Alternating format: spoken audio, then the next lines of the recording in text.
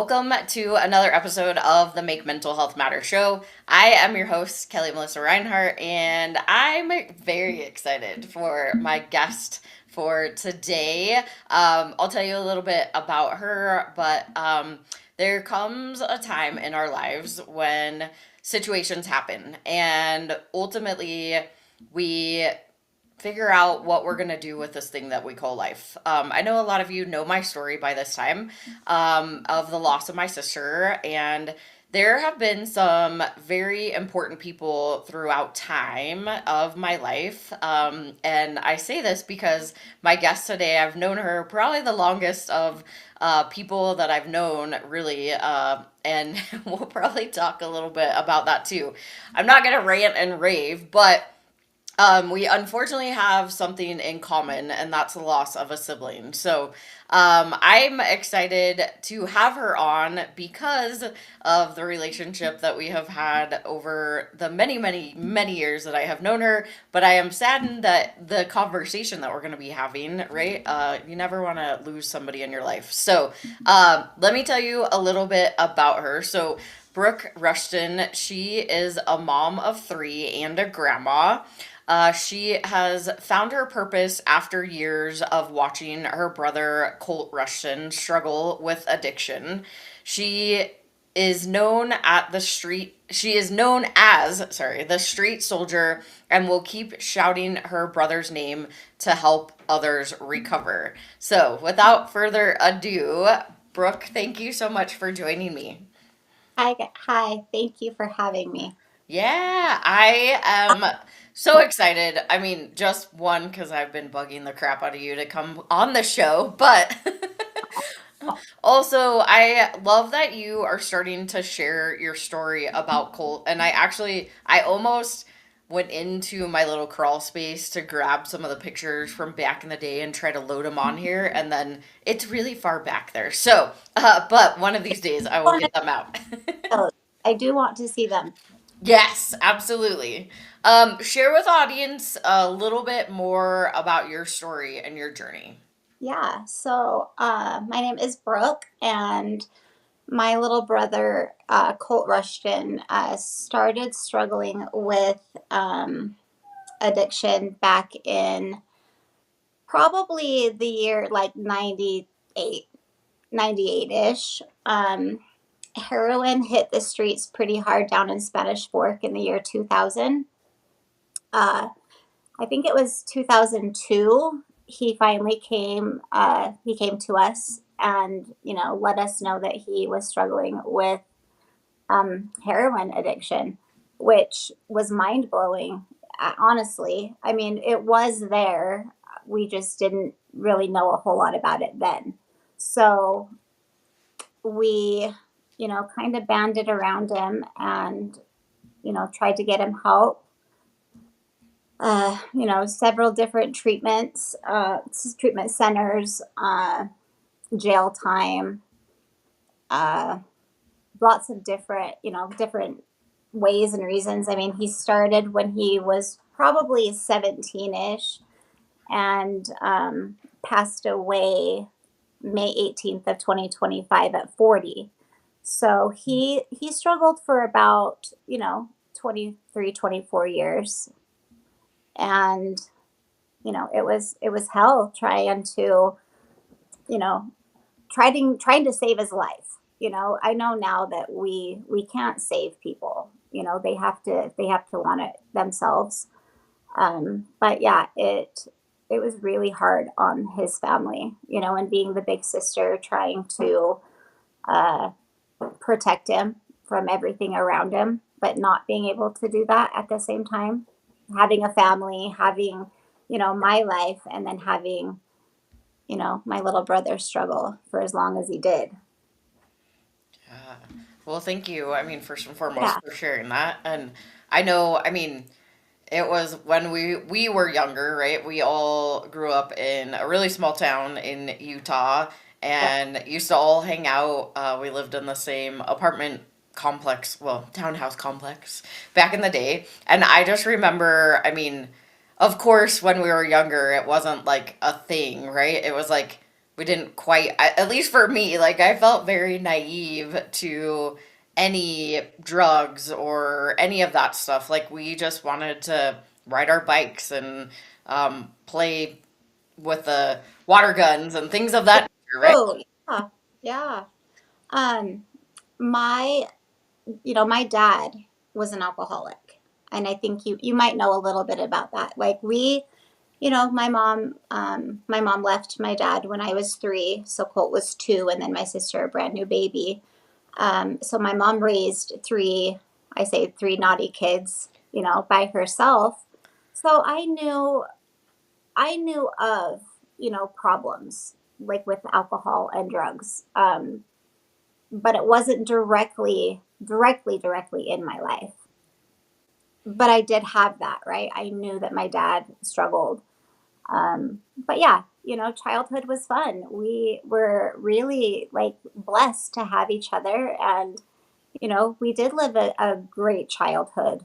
I mean, not the best, probably, like in a mom and a dad household. And my dad was an alcoholic, and my mom worked all the time. But when I talked to Colt and Randy about our childhood, like, it was great. We had so much fun, like, again, riding our bikes, eating popsicles, and just being kids.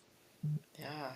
Well, and I mean, knowing that your dad, and I do remember you talking about that a little bit, and it was like, oh, like I didn't really realize. And then I know when I moved to Colorado, right, when I was 7, it's just Yeah. a whole different environment here than in Utah. And I guess for whatever reason, like in Utah, I held it kind of as this pedestal, this place that everything was perfect, I guess you could say, in a way. It was more, um, it was better, not so. The word that comes in my head is like ghetto as Colorado, but then I know all you had all of these things that were going on, and I would have never imagined, to be honest, that Colt would get so far down where he was at. So it was very, very shocking to me, and I followed along as the Yeah. years went on, but I didn't realize that it was that long. Yeah. It was a really long time, and I've never been one to not share, our struggles with Colt's addiction. I've not ever been one to be embarrassed or ashamed by it. I mean, I guess there were probably points of that, just because of this, some of the things that he would do. But my my situation was always just a supporter of him. Honestly, like, it didn't matter where he was in his addiction, whether it be in like complete active addiction, looking like a skeleton, not working, just all the stuff that goes along with it, to being on the MAP program and being able to thrive, doing that. Yeah, so I feel like I've just always just tried to share our struggles with it, because it is a struggle. And, a lot of people didn't talk about it, but a lot of people do talk about it, especially now. Things have changed a lot in the recovery community to where things are talked about, and people really try to, you know, um, support each other in it. And that's what I'm doing right now is, I started before he passed away, but now it's really lit a fire inside of me to help others, to share, and to help people realize that this is happening everywhere. It doesn't matter if it's in Utah or if it's in Colorado or if it's back in Detroit, like, things are really, really, really bad in the drug community, and we need to change it. Yeah, I mean, and it doesn't help. Um, I watch all the, like, some of the drug and the gang shows and all those, and I didn't realize, I mean, Colorado and Utah are like a drug highway.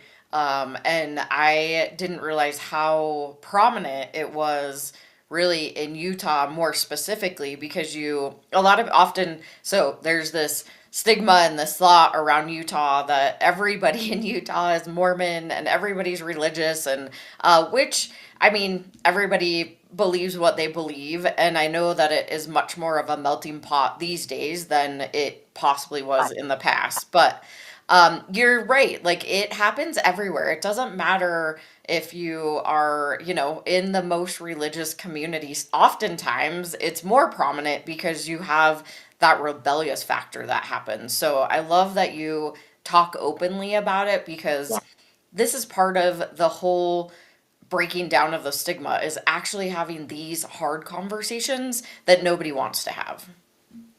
it's true. Yeah. People, that are outside of Utah think that, that Utah doesn't have a problem with drugs. And like you said, this is one of the most prominent states that do, you know. There are different states that are kind of going up and down in their, overdose rates. We're kind of just staying the same, but it's because, that yeah, there's just a lot going on here. Yeah. Yeah.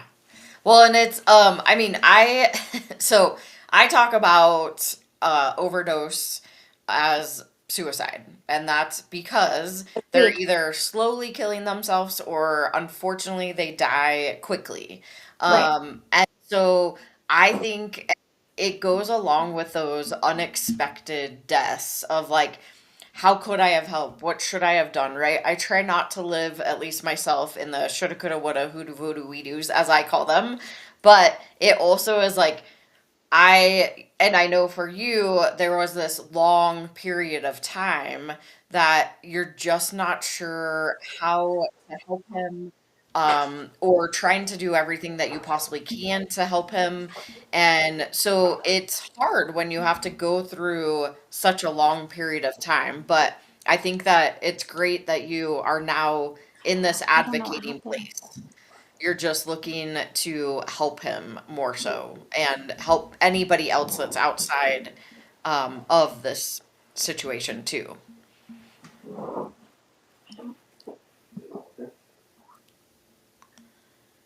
You may not be able to hear me. I know I you don't know went what's blank going for a on. I minute. think I got a call. Looking it up. Well, we'll go to our quick first sponsored break, and then once we'll go do the sponsor break, and once she taps back in, then we'll be right back after this quick message. Have you ever felt completely alone? Like your life doesn't matter. One person dies due to suicide every 40 seconds. You are not alone. Call the National Suicide Lifeline at 988. Hope and recovery is possible. 1 in 8 people globally live with a mental disorder. That's why empowering minds saves lives. We need your help. With only $19 a month, you help us save lives through mental health and suicide prevention education. Scan the QR code or go to makementalhealthmatter.org to sign up as a warrior for mental health today. Hi everyone, I am Sinead from Brador. I'm from Johannesburg, South Africa. Please join me in my Power Hour every Sunday, 12 o'clock Pacific Standard Time on E360 TV. Mwah! And like that, we're back. Can you hear me now? Yes. Okay. I was I like, don't know. you're good. You're fine. I'm like, hey, like I told you before we went live, I just do this imperfectly perfect, and it doesn't I matter, love it right? though. That's Yeah, how life is though, right? right. Totally. We Yes. want it to go super smoothly, but that's not the way that it goes. Nope. And most of the time, my brain just like doesn't connect with my mouth half the time, and I think Yeah. that's kind of the fun part about the show. It is So, the fun part about it. Yeah. It's all good. It's fine. yes. What I was saying, and I don't think you could hear me, but I love the fact that you are out advocating and you're really trying to help as many people as you can, especially you were trying to help with Colt, right? You had this Yeah. large period of time that you had these highs and these lows, and you can't, like you said earlier, you can't make somebody or force somebody to change. They have to want to. And I think speaking out about it as much as you can is so beneficial for anyone else that might be struggling and or have a loved one that might be struggling. No, it's true. I thought that I could, if I fixed everything around him, where it wouldn't directly affect him, like protect him from all of that, then he wouldn't feel that, and he wouldn't use. He wouldn't feel the sadness in his heart. So I tried to fix it, or I did everything for him, to help him, or I thought I was helping him, and ultimately it's his own choice. It didn't matter what I did. It didn't matter what my mom did. It didn't matter what my little sister did. If he wanted to use, and he was going to use, and he did. Yeah. Yeah. So I've really tried to educate myself on why.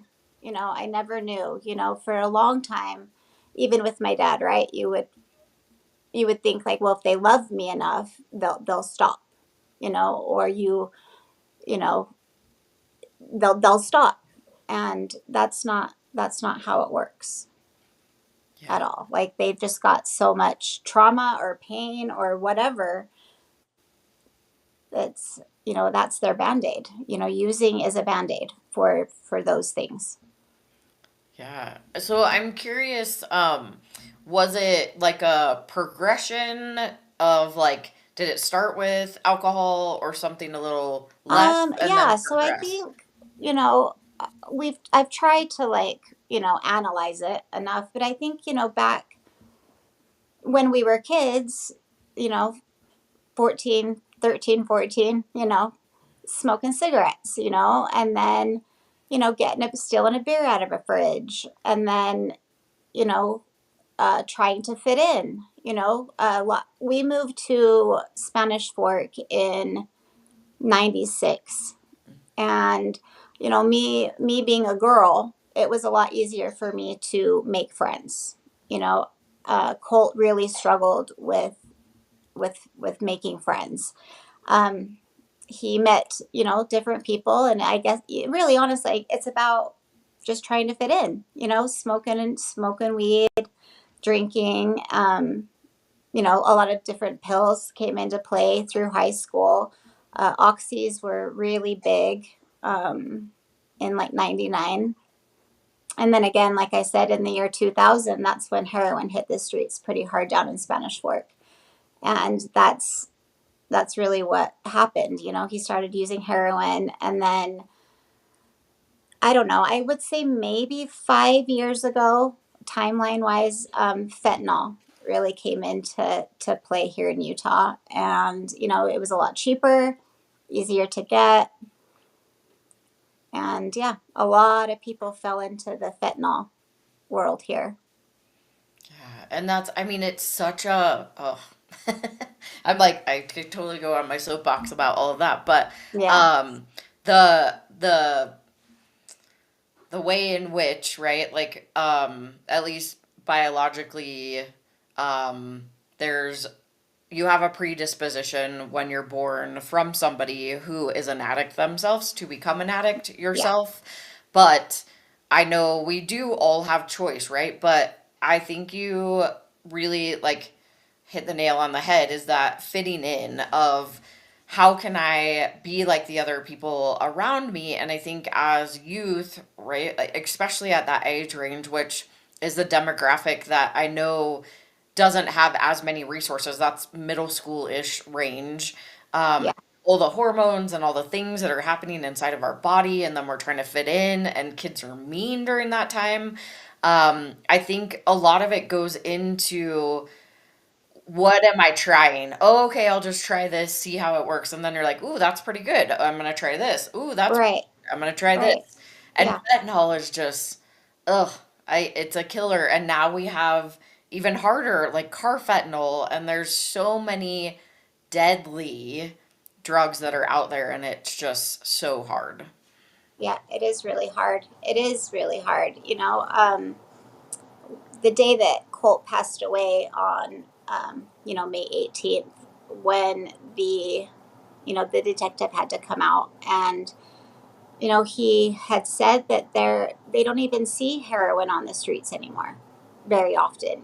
Like it's all fentanyl. Whether that be, you're a fentanyl Colt. So Colt was a fentanyl addict. He knew what he was buying. But there are a lot of cases, right, where these kids don't know what they're getting, and they are passing away due to having it laced. Um, but yeah, it's really it's bad out here. Yeah. Well, and so obviously, like, I know a little bit more of the background, and I know that he was in and out of treatment and centers and all types of things, right? Like, Yeah, and it felt like, at least from my perspective, and a little bit of background just for those of you that are watching or listening. I haven't gotten back to Utah as often as I wish I would, right? So I'm kind of looking in from I know we the miss birds. you. Yeah, I know. The bird's eye view from Facebook, right? Yeah, Um, and so I'm watching as this is going along, and from my perspective, I was like, "Oh, he's in recovery and he's doing better," and I was so excited. And then all of a sudden, I saw your post that he had died, and I was like, "What in the heck happened?" yeah. So, would you be So willing to he talk had about gone that? into a treatment center called Ardu. It's a treatment center here in Provo, Utah, in October of 24. Um, and he really, he did really well. He did so well in treatment. He did so well around other people, and just staying connected. He graduated from Ardu in March, and he he was one, really, honestly, that thought that he could do it differently, that he didn't need all of the connection, that he was unique uh, in recovery, that he could do it. Uh, After he graduated, um, he went back to my mom's house, just to get up on his feet, looking for a job, just trying to figure life out a little bit. And his family just started noticing that he was starting to get very complacent, just very stuck, not really going out, socializing, not going to the alumni that they would have every Wednesday at Ardu, not staying connected. And, we were worried, we worried. I felt like we kind of constantly, well, do this or do that. And on April 6th, he uh, he went he went and picked up, and he did overdose at the dealer's house. The dealer narcaned him, and he lived. So that was a huge wake up call for all of us, that he was not well. Um, but I mean, if you knew Colt, you couldn't. I mean, you couldn't tell him what to do. He's gonna do whatever he's gonna do, and that was hard. That was really hard, trying to, come up with all these different things that he could do to get better. We went to a couple different AA meetings, the 12 step. And that was something that Colt had implied in his recovery, but didn't fully get into. So I thought, yeah, like, try this. This might work. And ultimately, he didn't. He did end up passing away on the 18th of May. So, we tried. We tried a lot of different things. A lot of different things. Yeah. Well, and I mean, okay, so a couple things are going through my head. One, a dealer has Narcan at their house, which is very fascinating and Right. interesting to me. Right. Right. But Thank goodness, I guess. Yeah, that's the thing. Thank you for saving his life, but Thanks for screw giving him you the drugs. for Yeah, doing that. Yeah, yeah, yeah, right? very, yeah, Right. So that's fascinating to me, but I guess that could be a whole other conversation that we have. And also the oh gosh, okay, so many things in my head. yeah. One is that It's a lot. I feel like there's a lot of addicts or people that are moving along the journey of recovery that have this belief that they are different, right? And then they can do it themselves, or they don't need the support, they don't need the community. And Yeah, so Make Mental Health Matter does a ton of work in the recovery center now, and I was not I guess privy to that world prior to yeah, having a staff member who is in recovery now, and she yeah, really brought me into that world.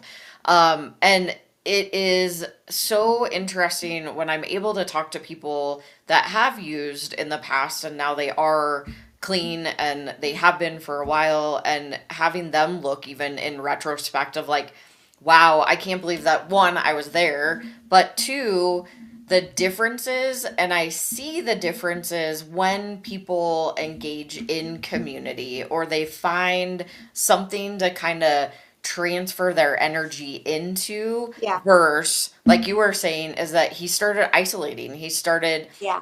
being more introverted, and it was that connection. He lost that connection, which that's so big in It recovery. is And so big, right? And I didn't know. I'm not going to claim that I know everything, because there's so much that I learn every single day about addiction and recovery. Uh, but the last 2 years ish is I've really learned a lot about it. That you need to stay connected. It's gonna help you. yeah. And there's so Yeah, many. I mean, I also love watching your posts and how you are starting to connect people and finding the resources for people, because yeah, again, it's like, I'm not going to stop. I'm going to still show up and I'm still going yeah, to talk about it. And if there's any information that you can share that, can help somebody else, that's what I love that you are doing yeah. now. I mean, I've tried really hard the last year to meet people and um, to figure out where resources are, so I can try to help other people. And I think it's so great that people do come to me and ask me for help with different things that I don't know a lot of the time, but I know somebody that does, or they know somebody that does, and we get people help. That's so awesome. What we're gonna do is go to our last quick sponsored break, and then Yeah. once we come back, I have some other things that are bubbling in my head. So Okay. we'll All be right. right back after this Okay. quick sponsored break. 1,917 people die daily from suicide globally. I lost my middle sister, Carrie, to a completed suicide on February 20th, 2017. How does Kelli, host of the Make Mental Health Matter show, impact lives? Number 1. Awareness. My story, all over it, isn't unique. I am a domestic violence survivor and a recovering addict. For 14 years, I was in active addiction, and because of Kelli and the work that she does and the opportunity to have my voice heard, I was able to stay clean and sober and have hit a year. I'm still here, and if it wasn't for Kelli answering my call the day that I thought I was going to take my life. 2. Conversation. I'm curious, and I know that I've heard a lot in the BIPOC community, it is very hush-hush. It's like one of those things that you don't talk about. Like, you literally feel like it's not a conversation you can have. So can you talk a little bit more about that? First, shout out to Kelli, because I'm glad that she asked the question. I researched you before I went on your show, and I saw how real and authentic you were. And I just appreciate the question, because it is different, and we have to have tough, courageous conversations. So yes, I always say I'm a triple diversity threat. I'm a Black woman with multiple disabilities. Now, I'm not really a threat, but to other people, I may be, because people fear the unknown and what they're uncomfortable with. Number 3, education. Kelli's passionate commitment to mental health awareness is a beautiful thing. It's clear in her social media posts, it's clear in the resources that she puts together, in the activities that she provides, her collaboration with organizations, and the consistent way that she continues to deliver a message, encouraging people to understand that they can share openly and to break the stigma around mental health. Kelli's topics cover children and adults, talk about things that we can do as a community, things that we can do individually, and her website is packed with information and resources and all kinds of contacts that you can use to reach out, whether you're dealing with something yourself or you're looking to help somebody else who is struggling. I encourage you to check it out. And like that, we're back again. If you happen to be just tuning in to the Make Mental Health Matter show, thank you so much for watching or listening. But you just missed the whole entire first half, so make sure you go back. My guest, Brooke, and I are talking about her experience and her journey through the loss of her little brother, Colt, to overdose, and more specifically, fentanyl. But we were talking about right before the break is that community is so important when we're talking about like really recovery, like the whole recovery space, right? Community is really important, but also being able to identify when your loved one might be falling back into their patterns, which again, you can't, and I use this term, you can't lead a horse to water and make them drink, right? You can lead them there, but they ultimately have to take those steps for themselves. And that's another big part about recovery is that they have to be willing to put in the work to stay sober and stay clean. And it's hard. It is so hard. But like you talked about is that you tried to change everything for him, his environment. You tried to get him into all kinds of programs, and it felt like he was moving in a positive direction. And unfortunately, he relapsed not too far outside of graduating from a program. Yeah. I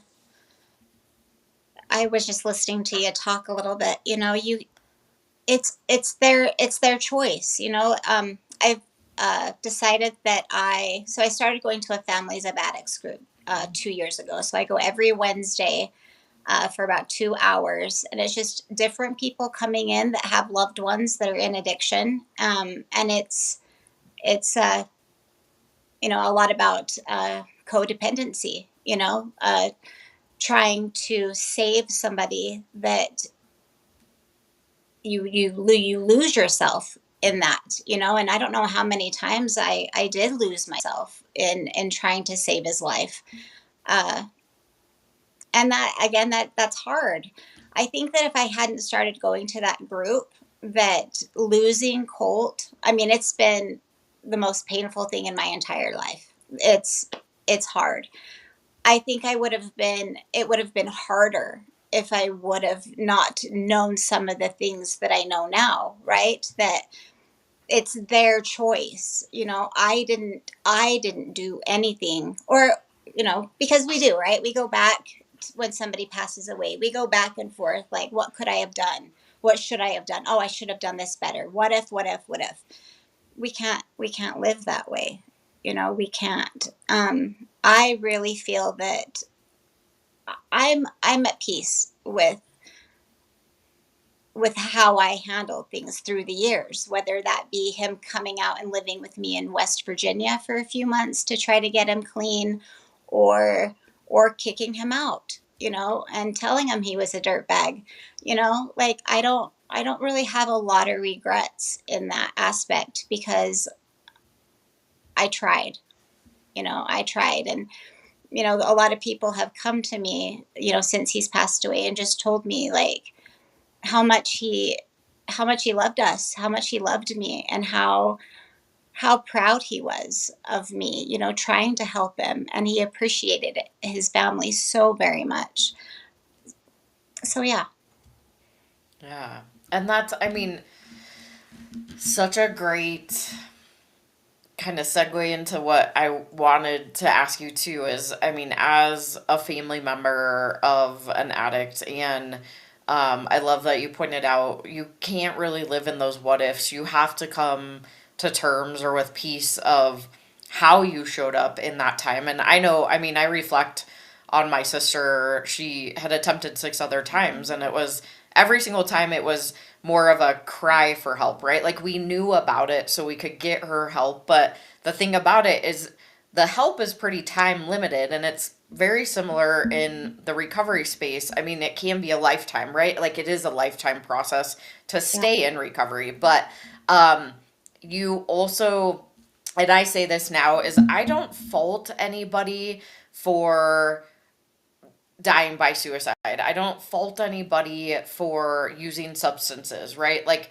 there's, you talked about it earlier, is that there's more going behind the scenes. There's trauma, there's experiences that we have no idea about. Maybe we know a little bit of it, but we never know like fully why they choose to do these things in their life. And as a survivor of a loss that's so hard to understand, it's one of those things we have to heal ourselves. We have to ultimately forgive ourselves, which can be really, really challenging too.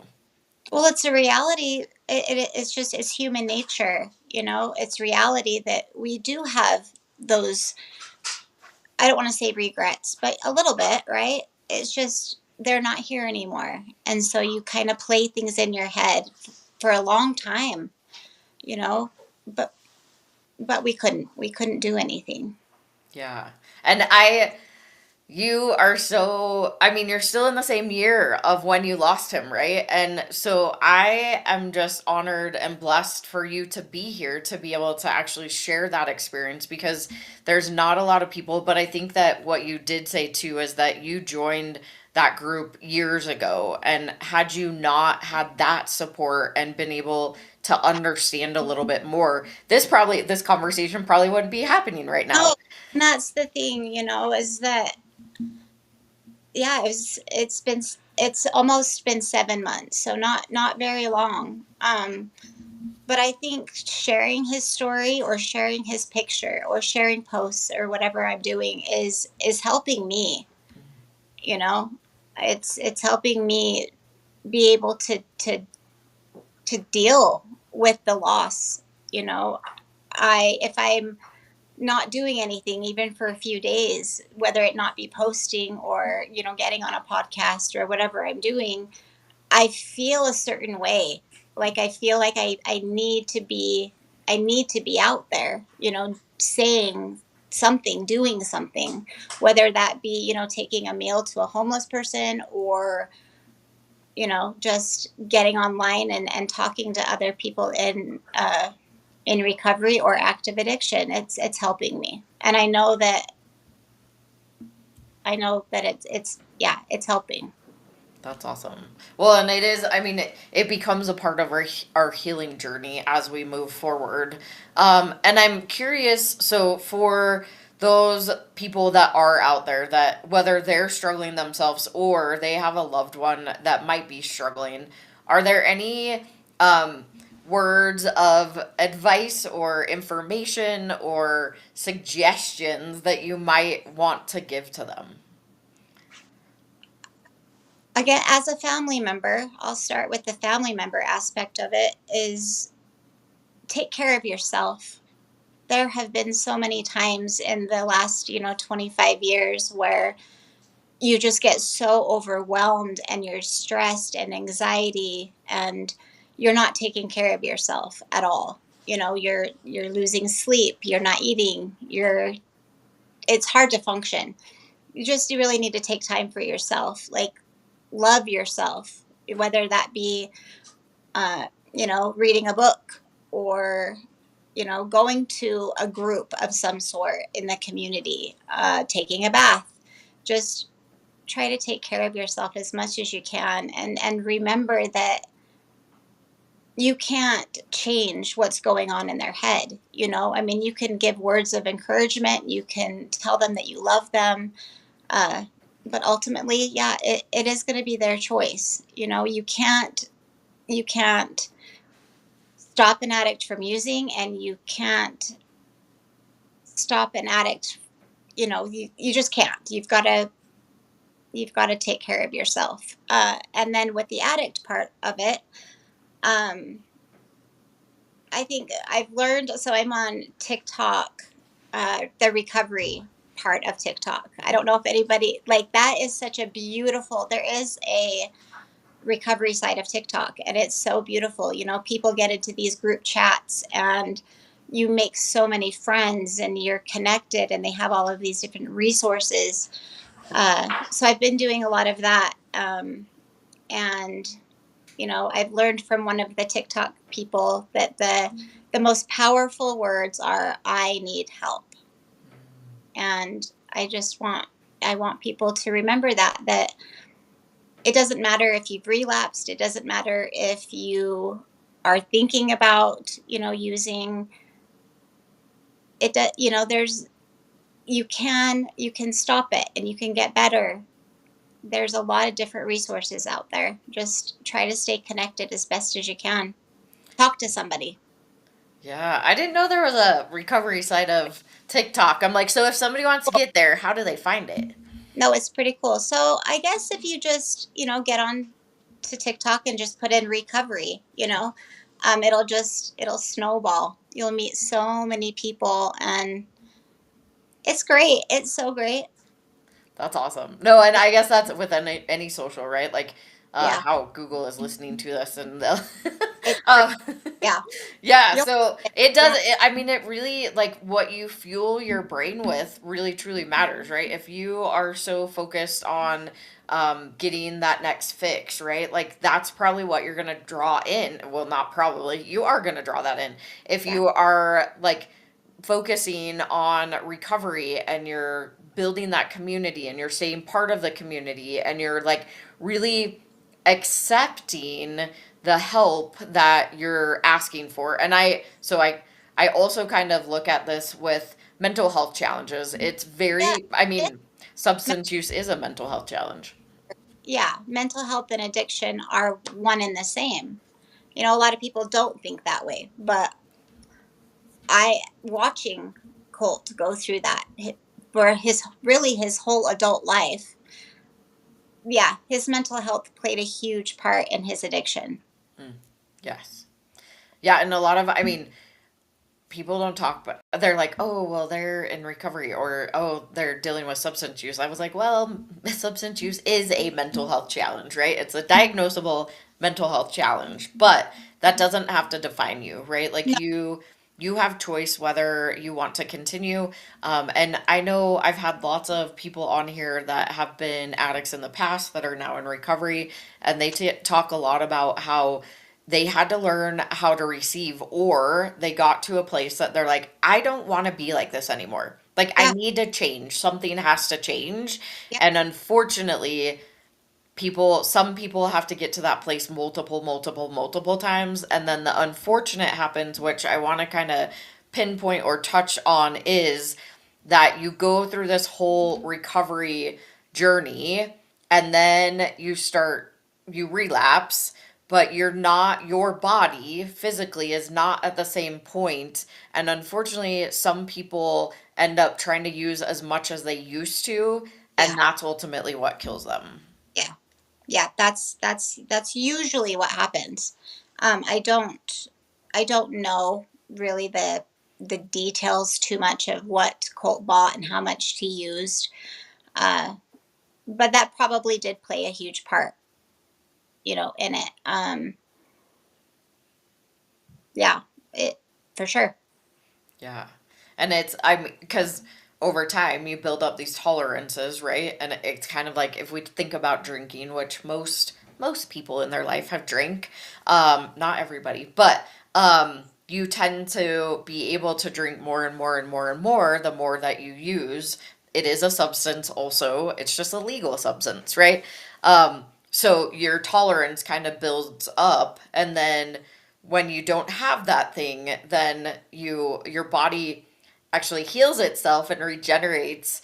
And when you put those substances into a healed body, it has that reaction or chemical reaction, if we're talking about drugs, which ultimately your body can't sustain at that level anymore. So it's unfortunate when those things happen. And I just love that you are speaking about it. I mean, again, within the first year of him passing, I understand that you had more resources than maybe some, but I think that it's really great that you continue to be a part of those communities and you're searching out to find more communities that can help people so that they don't have to go through what your family has had. Thank you. Yeah. It's been hard. It's hard, right? Like there are days, and my closest people by me can really attest to that, right? That I spiral, I cry. There's a lot of emotion, going through this process. But what helps me is helping other people, or trying to help other people, trying to. Yeah. Well, and you are helping others. So, you can't try, you can only do. Yeah. Yeah. But, any final thoughts that you would like to share with the audience? Just that if you're struggling, whether you be a family member or an addict, get help.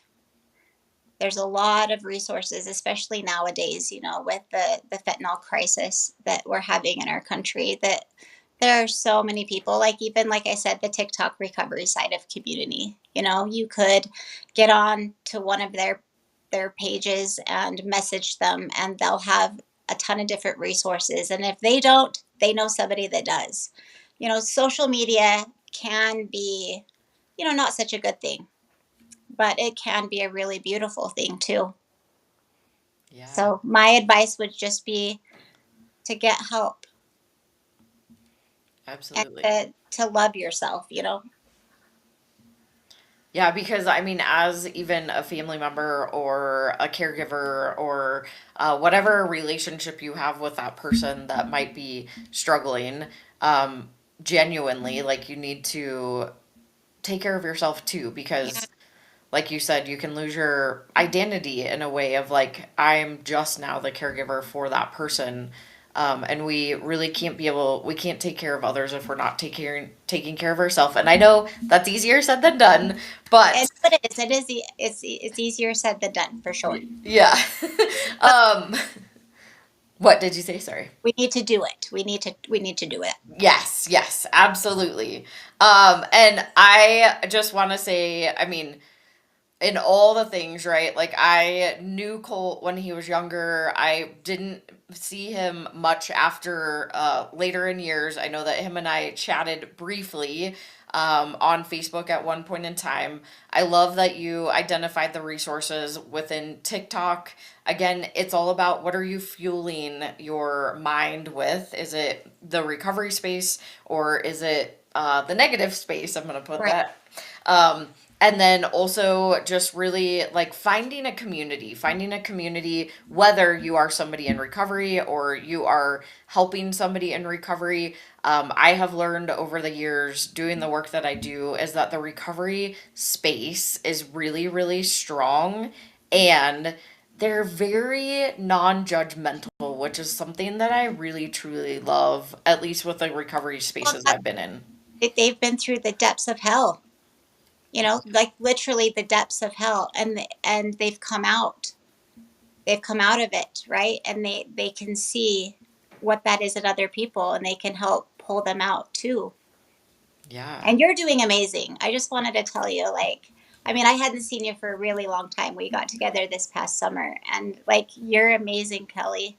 Oh, thanks. Friends are so proud of you. So proud of you. Thank you.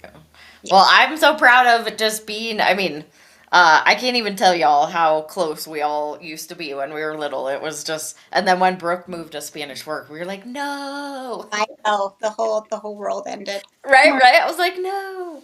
I was only really there during breaks, but it was the best That's time ever. okay. You were part of it. Yes.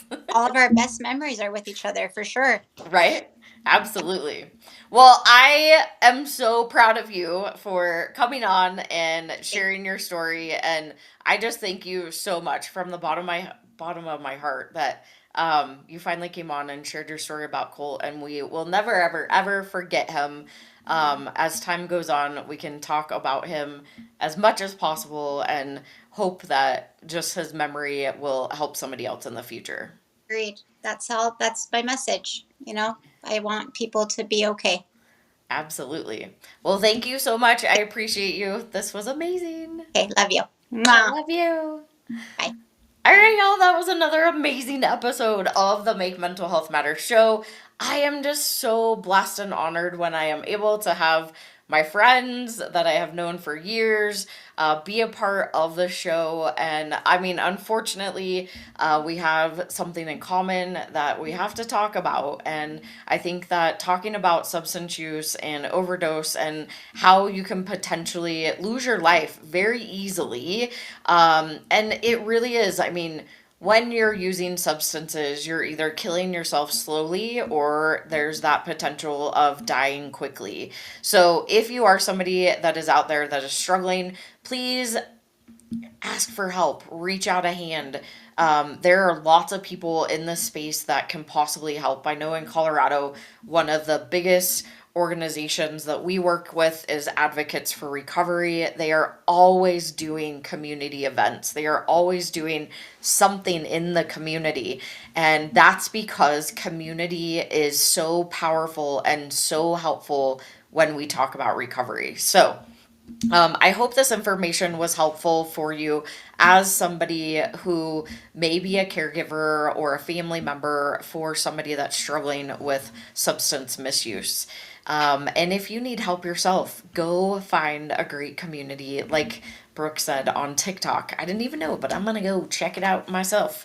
I'm probably in some of those threads, but the more we look up, the more we're going to get those amazing things. So no matter what you do, make sure you come back next week. I go live every single Monday at 5 a.m. or 5 p.m. on Dream Vision 7 Radio. Or you can watch on E360 TV at 5 p.m. That's Mountain Denver time. But I appreciate you for tuning in, whether you're watching or listening. And if you need any additional resources, please go to mmhm.org. That's Mary, Harry, Mary.org. And we have resources on our website where we'll continue to update the resources, and we are continuing to always update our resources. The page I don't really like very much right now, but that's a whole nother conversation. No matter what, I will see you next week. Bye, y'all.